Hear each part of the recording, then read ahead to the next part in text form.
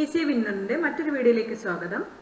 ഇത് നമുക്ക് കുഞ്ഞു മക്കൾക്ക് വേണ്ടിയുള്ള ഇംഗ്ലീഷ് ഗ്രാമറിൻ്റെ ഫസ്റ്റ് പാർട്ട് ഒന്ന് പരിചയപ്പെടാം. ആദ്യമേ ആൽഫബറ്റ്സ്.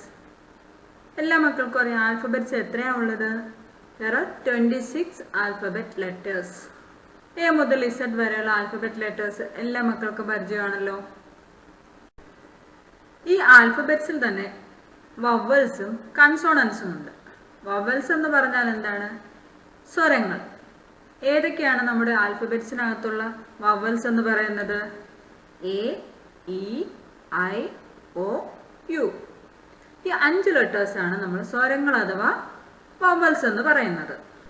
അതുപോലെ കൺസോണൻസ് എന്ന് പറയുന്നത് ഏതൊക്കെയാണ്?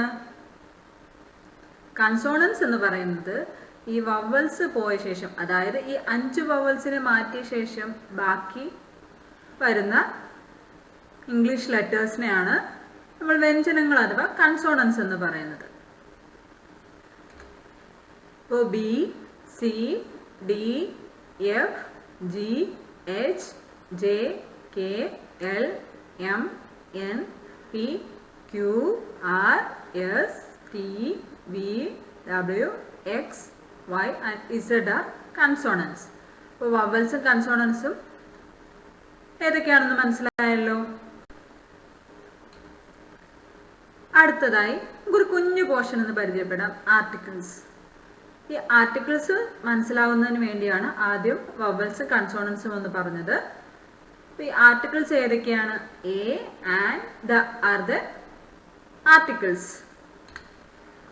എന്താണ് ഈ articles? Articles are used to indicate whether a noun in a sentence is specific or general. അപ്പോൾ നമ്മുടെ ഒരു സെന്റൻസിനകത്ത് വരുന്ന നൗൺ അഥവാ നാമം, ഒരു പേര്, അതൊരു വസ്തുവോ ഒരാളോ എന്ത് വേണോ ആകാം ആ നൗൺ എന്ന് പറയുന്നത്. അപ്പോൾ ആ സെന്റൻസിലുള്ള നൗൺ സ്പെസിഫിക് ആണോ ജനറൽ ആണോ എന്ന് നമ്മൾ മനസ്സിലാക്കുന്നതിന് വേണ്ടിയാണ് ആർട്ടിക്കിൾസ് യൂസ് ചെയ്യുന്നത്.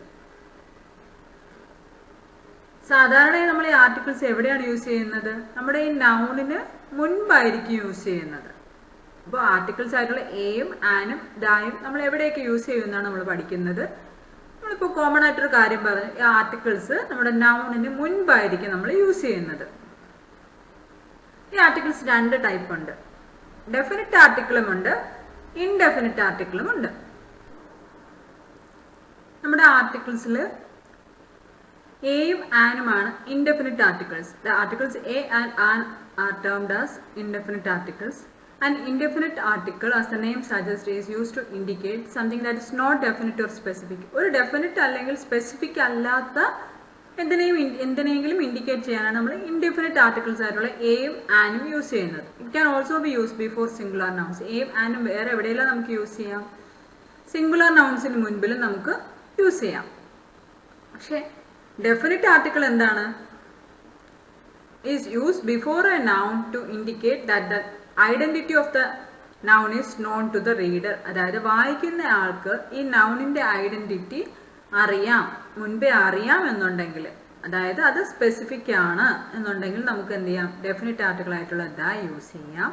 ഇപ്പോൾ സ്പെസിഫിക് അല്ല, അതായത് റീഡറിന് ആ നൗണിനെ കുറിച്ച് മുൻപ് ഒരു ഐഡന്റിറ്റിയും ഇല്ല എന്നുണ്ടെങ്കിൽ നമുക്ക് ഇൻഡെഫിനിറ്റ് ആർട്ടിക്കിൾസ് ആയിട്ടുള്ള എയും ആനും യൂസ് ചെയ്യാം. പിന്നെ ഈ എയും ആനും യൂസ് ചെയ്യുന്നത് സിംഗുലർ നൗൺസിന് മുൻപിലും.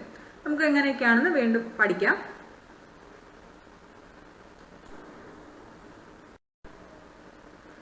അപ്പോൾ ആദ്യം A. A is used before A singular noun that starts with a consonant sound. അപ്പോൾ എ എവിടെയാണ് ഉപയോഗിക്കുന്നത്? ഒരു സിംഗുലർ നൗൺ ആയിരിക്കും, ആ നാമം എന്തായിരിക്കും? സിംഗിൾ ആയിരിക്കും. പക്ഷെ അത് സ്റ്റാർട്ട് ചെയ്യുന്നത് ഒരു കൺസോണന്റ് സൗണ്ടിലായിരിക്കും, അതായത് വ്യഞ്ജനങ്ങളിൽ നിന്നായിരിക്കും. പഠിച്ചല്ലോ, വവൽസ് മാറ്റിയ ശേഷം A, E, I, O, U മാറിയ ശേഷമുള്ള ബാക്കി ലെറ്റേഴ്സ് ആണ് കൺസോണന്റ് ലെറ്റേഴ്സ്. ഈ കൺസോണന്റ് സൗണ്ടിൽ സ്റ്റാർട്ട് ചെയ്യുന്ന നൗണിന് മുൻപിലായിരിക്കും നമ്മൾ എന്തോ ചെയ്യുക? എ യൂസ് ചെയ്യുക. നമുക്കിനി എ യൂസ് ചെയ്യുന്ന കുറച്ച് എക്സാമ്പിൾസ് നോക്കാം. Is A good boy. Tom saw a cow. Ram lives in a hut. That's a small building. I am waiting for a bus. ഇവിടെ എ യൂസ് ചെയ്യുന്ന മനസ്സിലായല്ലോ. അതായത് കൺസോണൻസ് ആയിട്ട് വരുന്ന നൗൺ ആയിരിക്കും, എന്നാൽ അത് സിംഗുലാറും ആയിരിക്കും.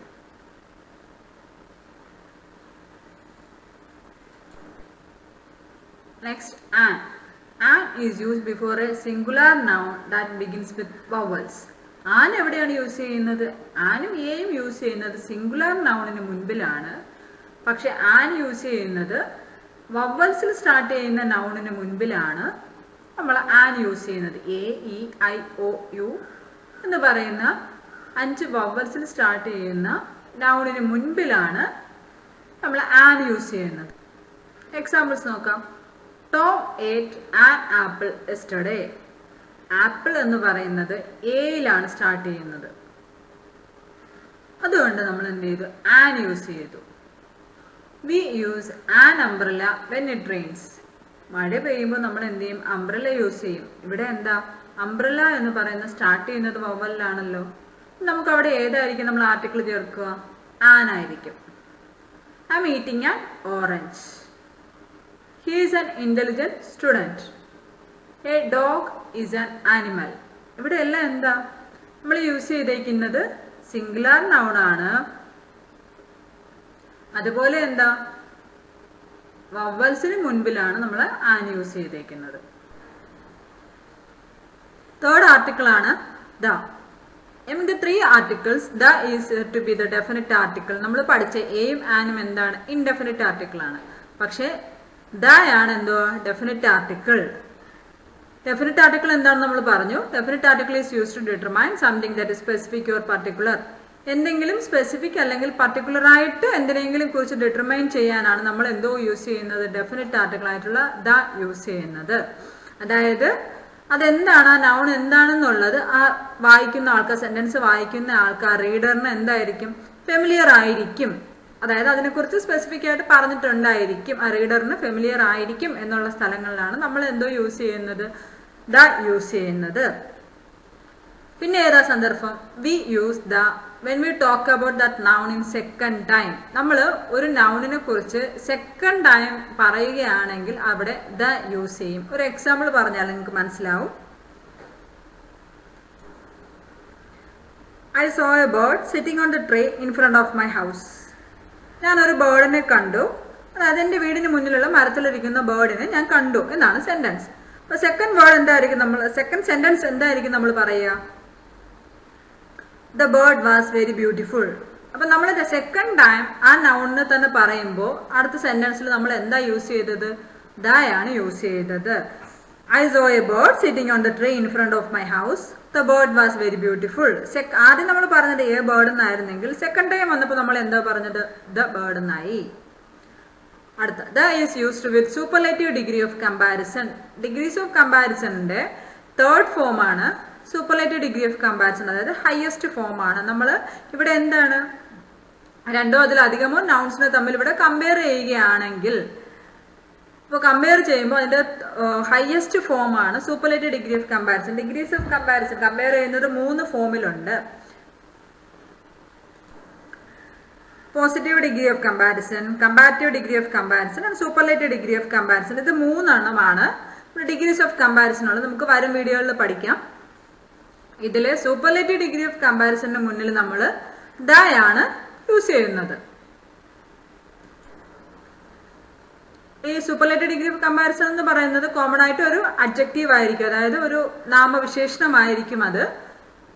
പക്ഷെ ഇവിടെ എന്തായിരിക്കും? ഒന്നുകിൽ ആ ഇതിന്റെ നൗണിന്റെ ഹയസ്റ്റ് ക്വാളിറ്റി അല്ലെങ്കിൽ ലീസ്റ്റ് ഡിഗ്രി ഓഫ് ക്വാളിറ്റി ആയിരിക്കും അവിടെ മെൻഷൻ ചെയ്തിരിക്കുന്നത്.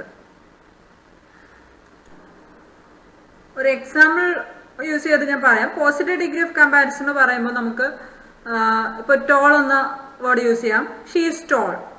അതെന്താണ്? പോസിറ്റീവ് ഡിഗ്രി ഓഫ് കമ്പാരിസൺ ആണ്. കമ്പാരിറ്റീവ് ഡിഗ്രി ഓഫ് കമ്പാരിസൺ വരുമ്പോൾ she is taller than her brother.